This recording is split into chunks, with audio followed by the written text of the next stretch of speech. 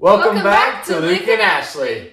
Today we're going to walk through some freezer meal hacks that you should always have in your freezer. We're going to work on making ground sausage for breakfasts, cut up turkey sausage for lunches, and ground beef for dinner. We're also going to be making our own homemade chicken broth.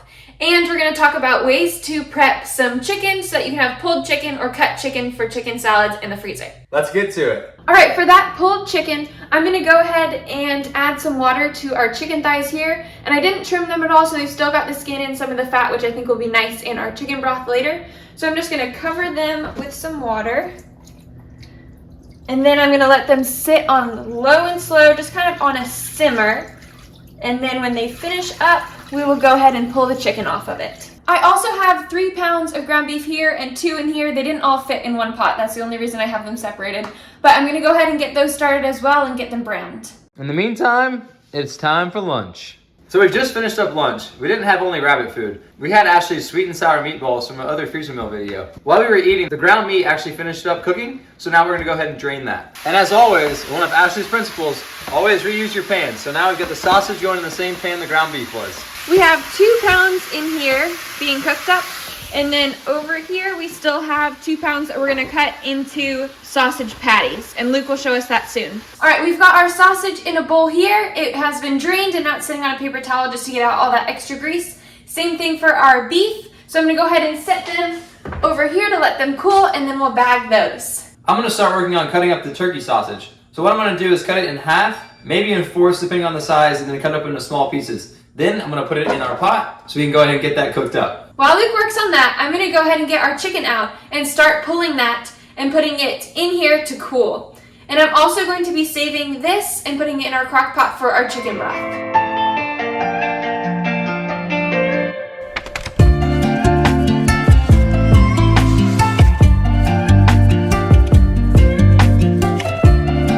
So I've just cut up all that turkey sausage, and I'm gonna go ahead and get it on the heat and get it sizzling up. What we're aiming for is for all this to be kind of blackened and dark, and it's really, really good. Now, I'm gonna start working on the breakfast sausage. For the breakfast sausage, I'm gonna leave it in the package, and I'm gonna cut it to make about 8 different patties. So, I'm gonna set it down, I'm gonna measure out about how far I want, and I'm just guessing, I have no clue. But then just go ahead and make that first cut, kind of pierce the package, and then work the knife kind of all the way through.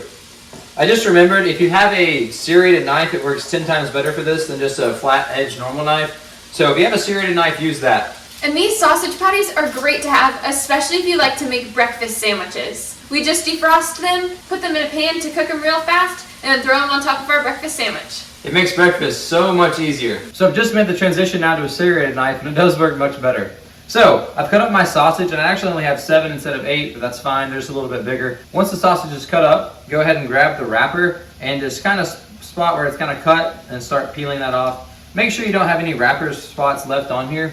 The reason we cut it in the wrapper is because it makes the sausage hold together so much better, and it's a lot easier to work with. You can tell, that's an easy lump of sausage. So in order for this to freeze right, what we do is set it out on a plate like this, and we'll just set one down, and we'll do that for the rest of these sausages. Then we'll freeze them on the plate, and then once they're frozen, pop them off and we can put them in a bag for much easier storage. Then they're not sticking together at all. So here is the liquid from the chicken that we had simmering earlier.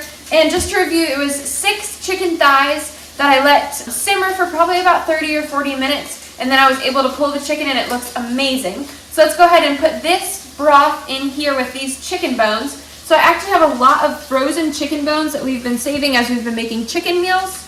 And then I also have some veggie scraps. So I'm gonna go ahead and put some veggie scraps in, put this broth in. We've got our bones, and we're gonna let this simmer all day long, and that'll be our homemade chicken broth. So I made some steamed carrots for dinner the other night, and as the carrots were dripping into the water, I thought it would be nice if we saved that water since it does have some of those nutrients from the carrots. So I'm actually gonna add that into our broth as well. So this turkey sausage has just finished cooking up, and it's all blackened and nice and dark as you can see, and it tastes yummy. So now we're just gonna let this cool, and then we're gonna bag it up. Along with a chicken broth, we're also gonna be making a homemade beef broth. So we've been saving some beef bones along with the veggies like I used for our chicken broth. I went ahead and put that all into this pot. Unfortunately, we don't have another crock pot or I'd put it in there. And now I'm gonna add some water to it, just enough till it comes up to the top and everything is covered.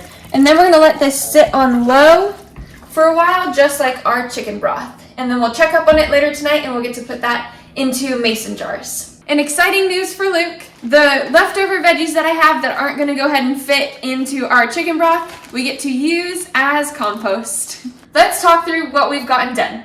So we have here our ground beef, which is all cooked. We have that turkey sausage cut and cooked. We've got ground pork sausage for breakfasts, and we have pulled chicken. So let's walk through a couple of meals and why these are so important to have in your freezer all the time. So for ground beef, we're gonna go ahead and bag it, and you can put that in spaghetti sauces, or I like to add it to chili as well, so that's super helpful. In terms of our turkey sausage, when it's nicely cut like this, it's perfect for soups and rice dishes. We make a rice dish that has this with some corn and a little bit of a sweet sauce. For our pork sausage, as well as those patties that we made, this is perfect to just pull out and have with breakfast, which we actually did this morning. We had sausage and eggs and cheese, and so that was really nice to not have to worry about cooking up the sausage, but just be able to throw it into that egg mixture. And when it comes to our chicken, we love chicken salad, and so that's one meal we'll use this chicken for. We also love to add chicken to our homemade pizzas, and so we'll add that shredded chicken on top.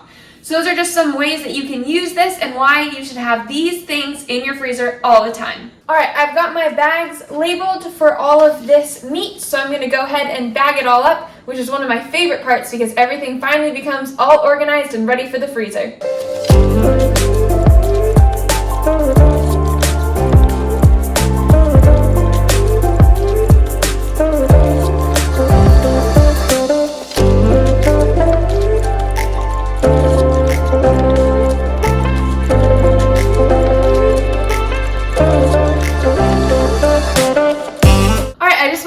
So this is all of the meats that we've bagged up, and they've been in the freezer, and I have them here on this tray so that they'll stay nice and flat. So I'm going to return these to the freezer, and then we'll get started on those broths, which have been sitting to cool. So those broths cooked for about 5 hours, just on low, simmering the whole time, hopefully getting super flavorful. So now we're going to go ahead and get the big pieces out and put them all into this bowl here, and then we'll talk about putting them in the jars to freeze. So one thing we're really big on is saving and reusing as much as we possibly can in the kitchen. And as you can see, these are just straight bones that we've reused from over the past of cutting different chickens. So this is actually gonna make us some really good chicken broth, and it's completely free. So this is our chicken broth here, and what I'm doing is I'm just ladling out some of it and putting it through this smaller strainer. Now that we have all of those big bones out, we can just focus on getting the rest of the little things out, because sometimes there's little pieces of meat and stuff like that that's fallen off the bone, and so we just want to make sure that we're getting all of that out. So now we're to the point of filling up these jars with the chicken broth. So I'm just putting a little measuring cup in here and then pouring it right in. Simple way to do it without having to get anything too dirty.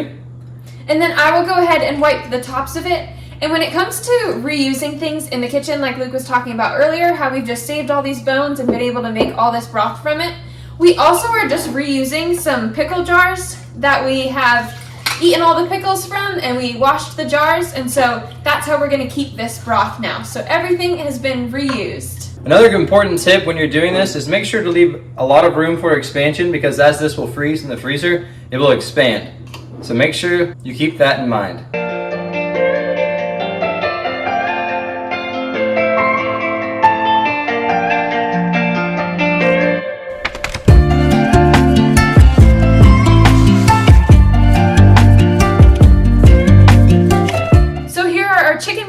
Our beef broths, we have 4 chicken and 3 beefs, and we ended up doing about 2 1/4 cup in each of them. That's just what ended up fitting. They are still a little bit too hot for us to put the lids on, so we're going to go ahead and let them cool down a little bit more before we do that. And that's a wrap. Here's everything that we made together and all of the things that we like to have in our freezer at all times. So we've got cooked sausage, turkey sausage cut up and cooked for soups, and we also have some cooked ground beef.